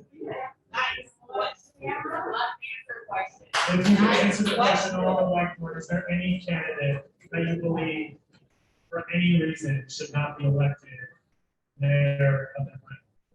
That's polling within the 5 candidates. I would be here. Oh, I figured as much. So anyone else? Go ahead. Anyone else? Okay. 1, 2, and did you want to answer that question, Larry? Jason, did you want to answer that question? No? Kim, did you want to answer that question? Yeah, I can answer. I'm not naming names, but I'm saying. Okay, then no, that's not answering the question. All right, so, Jimmy, you said Sharon Gay. Why'd you say Sharon Gay? I'm a graduate of Douglas High School, and when she sent out her first mailer talking about how she just cleaned up one of the worst housing projects in Atlanta and painted a picture that is not a reflection of a lived experience that I've had. People went to my school from Bowling Homes, from Banking Court, from Allen Temple, from Harry Homes. They looked like me, they acted like me, they were loved like me, they had cocoa butter on their face all the time they come to school just like me. And I'm thinking it was thoughtful or reflective in reference to affordable housing and the diminishing of affordable housing in the city to mischaracterize those specific communities that way. So no go for Brandon, the second person that has answered the question on the panel, and he wrote the scenery. The same reason I just laughed, right?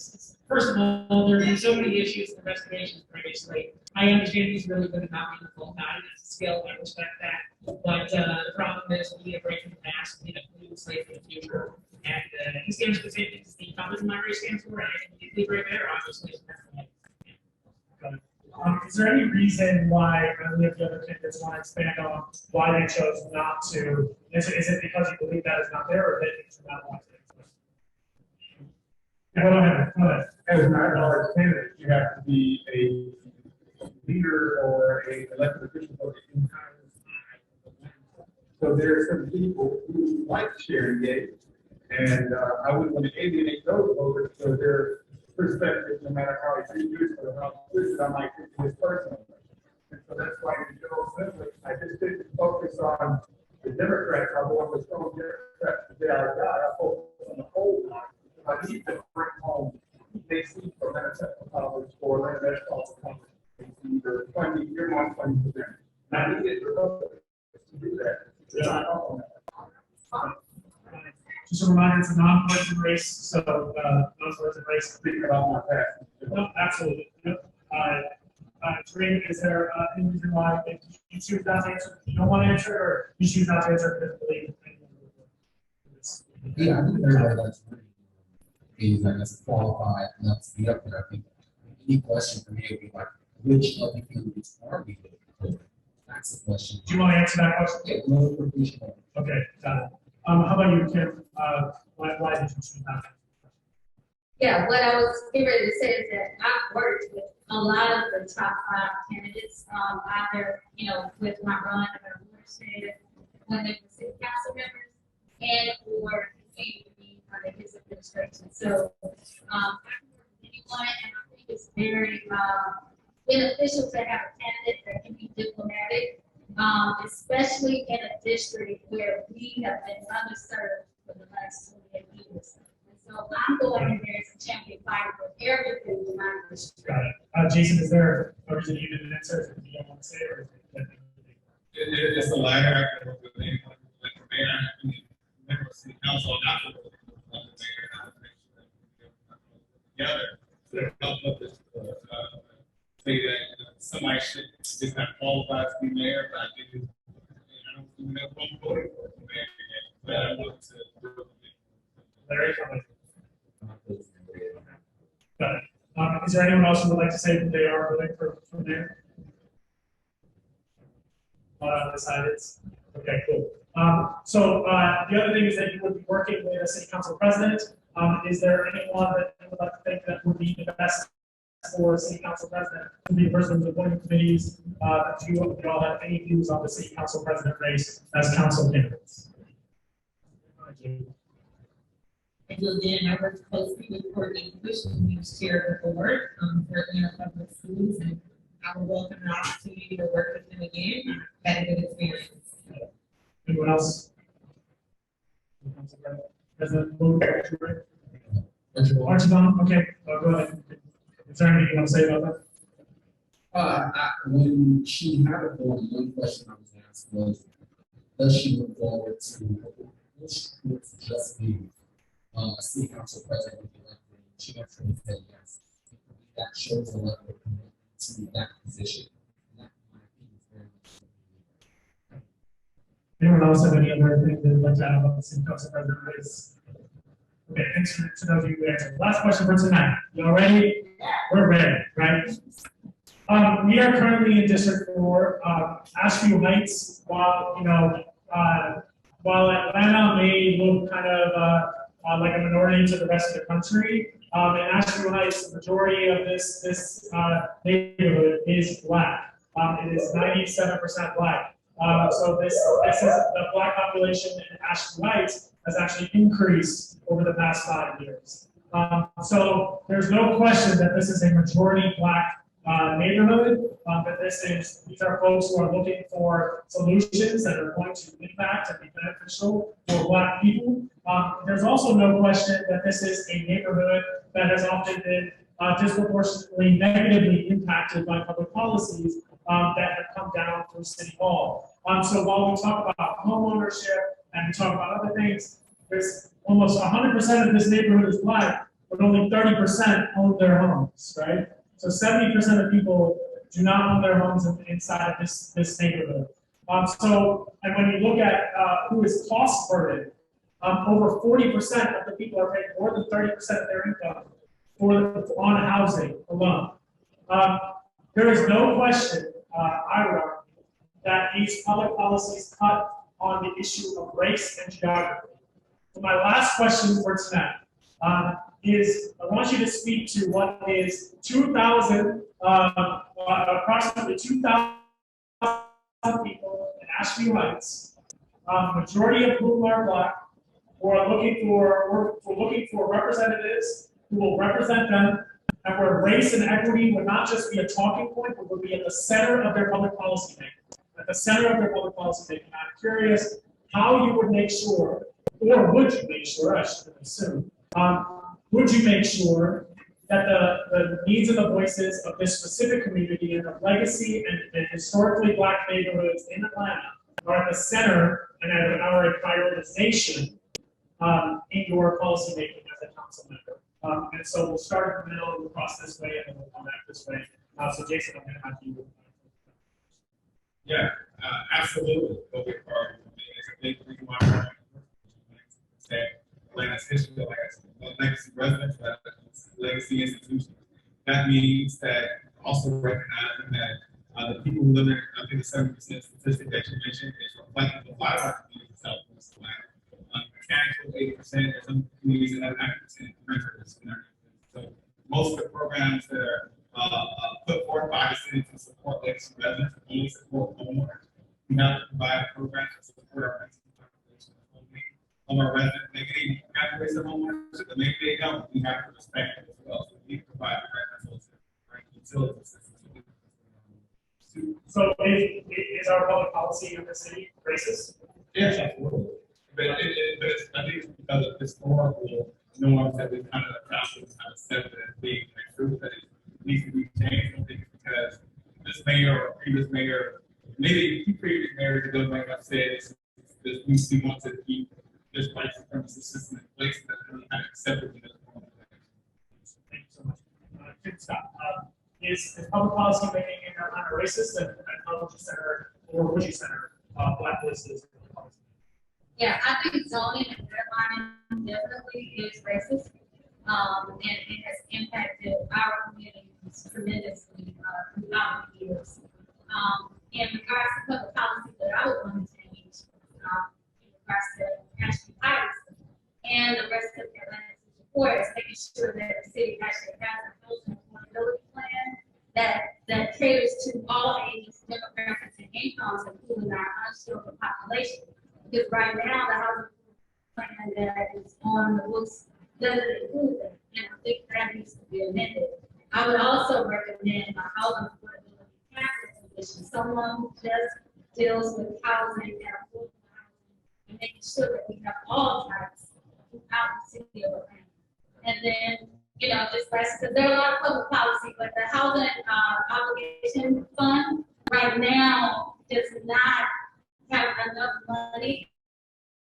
It's not budgeted to deal with some of the issues that we have in Heights, but all of the city of Atlanta. And so I do think that we need to have a fund and have a general obligation fund just for housing. Got it. Thank you.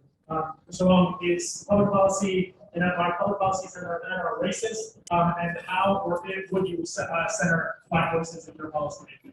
I would most definitely say the zoning and property values comparison to above I-20 most definitely racist. I was the first Black woman on city council. My father, first Black man to get the first tech on a board we spit on. Of course, that resonates deeply with me. My relatives are in this community. So this community close within my heart. I can tell you that that's why, as a real estate broker, watching the erosion of legacy homeowners losing their homes is troubling, and why one of the reasons I'm here, and I want to do something with the homestead exemption, and I brought it back down to that issue. But when I was a state rep, I broke the cheese scandal, which was a not popular issue at the time. But we have to partnership with APS and also address the culture of Black people aren't involved in politics too. Well, so I want to talk with APS and get the early grades as a city council member, paying respect to the boundary of APS government. But we've got to get people involved in their civic duty to inspire them to get more involved. Because right now, we call people go door to door, and we're doing all kinds of things. Listening to who they should vote for.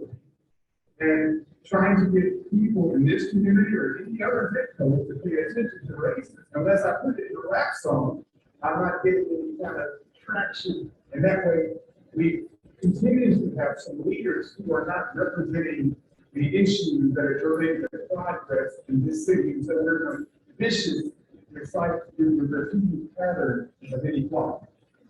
Thank you. Rick, is public policy in Atlanta racist? And how would you center Black voices in your policy making as a council? So I think public policy over the history of the in many ways has been racist. It's been racist today. And I think even today, there are even groups today that are advocating for transportation markets that are not equitable. And for example, that we collected right now upwards of $200 million for our own markets. And right now, we have organizations that are looking at expanding our streetcar to Ponce City Market, while Camden Road and other parts of the Southwest haven't got any bits of transportation for decades. Or sidewalks for that matter. So absolutely, not only as a historically racist, but even today, our transportation policy and our housing policies are moving. And what are we going to do to fix it? What we're going to do to fix it is we're going to, within my first 30 days, is we're going to lay out plans for the city. We're going to go review neighborhood to neighborhood with our transportation plan, a housing plan, a homeless and jobs plan. And we're going to figure out what actually works best for our city. We're no longer going to let agencies that really don't ride public transportation, don't know about housing, make decisions for us. That's got to stop. Okay, it's gonna be a busy month for you. 100%. Ready to go. All right, Brandon, is public policy in Atlanta racist? And what would you do to center Black voices if you were elected to council? Yes, and the way that we solve these problems here in district are the same solutions that we're going to use to solve the problem with the census numbers that just came out. For those of you who didn't see the census numbers, Atlanta is getting a lot whiter very quickly. So if we don't do anything to change in 2030, I don't know if the state is working on it anymore. And so what are we going to do? And now we're going to center Black voices first. We're going to put it on the rate of property tax increases tied to how we live in your home. For renters, we're going to employ rent control. In terms of actually centering Black voices and voices from all communities here in Atlanta. That's what I do with my campaign now. Go on my website and you can see that I have the campaign committees with diverse memberships from different races, religions, perspective, walks of life, political perspectives too. So I'm getting all that input, and these are community decisions, and that's exactly how I'm going to run my council. Jody, is public policy in Atlanta racist? And how would you center Black voices in your district? Absolutely, yes, it is. Centering them would be looking at accountability. You gave the example specifically of this community and 70% ownership by elsewhere. And my question would be, who is elsewhere? How do we hold them accountable for what it is that they own?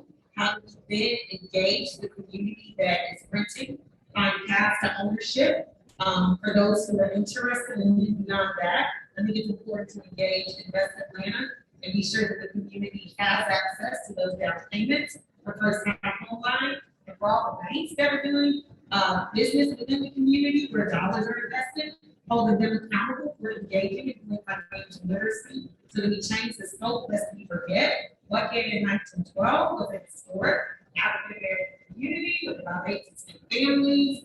By 1980s, it existed for more with the memory of all that at first it was us. This could be the same story for all communities that don't own, but they've been pushed out by policies and provisions. Thank you. Larry, last question for you. Is public policy in Atlanta racist? And how would you center Black voices in your decision making? Yes, this is personal, so I'm pissing people off. My answer, I was the president of Ashview Heights from 2009 to 2012. So what I found out is Morehouse owned about 70 properties that were blighted in the community, which depreciated the value of our homes. So we worked to try to get people in those houses to buy those houses. But when big corporations, like people are supposed to be our good neighbors, come in and buy up the land and depreciate it, it's not much we can do. What I would do is look at not just rental. When we think about rental, so when we look at our tax base, the people who own property that are renting, if their taxes increase, they're gonna pass that on to renters. So we need to create some type of homestead exemption for landlords who are renting to 30 to 80% AMI, because if they're making the same profit margin and rent out at $800, they'll rent out at $800, but they're gonna feed their families and make their mortgage. So we have to think strategically. We have to run this from an economic standpoint and think about our people. We want to insulate our people. I mean, giving funding to cover taxes for 10 years, then what? What do people do? They can't pay the increase in 10 years, so now they're kicked out and the area is better. Like, those are things that I'm thinking about. I'll put the people first, put politics last. And it's gonna make people mad, and I'm gonna say this, the incumbent that's in office right now, in 2010, when I called her to tell her what was happening in our community, what she told me is, don't let those people burn you out. And I told her, that's why she doesn't speak to me currently. I told her, if you feel like that about the people you serve, maybe you should do something else. And I still feel that way. I wanna just recognize Larry, Jason, Kim, don't drop the mic. This is. Community space out for the paper, straight out the general fund. Better believe, better have to connect to the general fund. All right, Larry, Jason, Kim, Brandon, Jareen, Jody, Ralph. Kim, I want to say thank you. This is not an easy format. This is not an easy conversation. No one easy, go somewhere else. But at the end of the day, we are grateful for your time. None of y'all are incumbents here. All of y'all are dedicating your life and your family's life to public service. What that means is some of y'all are not going to get elected, but we need y'all to stay involved in the conversation, to stay involved in the community, to stay involved in the work. Because too many people come in during election season, a lot of promises and a lot of talk, and we burn out people. I wish y'all could have been here last night. We all had tears in our eyes last night because there were young people here who were at tears, feeling like their lives did not matter. Yeah. That should not happen in a majority Black neighborhood in Atlanta, Georgia in 2021. That should not happen, not on our watch. A lot of y'all are young in your careers, and we have to have you stick together and stick in the work. We will have your back if you stick to the work. You have people here who can be mentors and guides to you, folks who are legacy residents who can be guides to you. Learn from them, talk to them. Don't just give them your card, take theirs. So I want to make sure that we say that because I think it's very rare that we have the opportunity to be in community like this. And for the number of folks who are going to put this in the hands of, I think this is a really special moment for Atlanta in that way. So I'm grateful for your time. I'm grateful for your public service. I wish all of you the best of luck. I hope you will find a candidate that supports you. You can go to voteatl.org to learn more about the candidates. The Connect is a beautiful place. Please support them. Really great consulting. Thank you for the work that you've done to bring people to this conversation and keep fighting. The election is November the 2nd. So.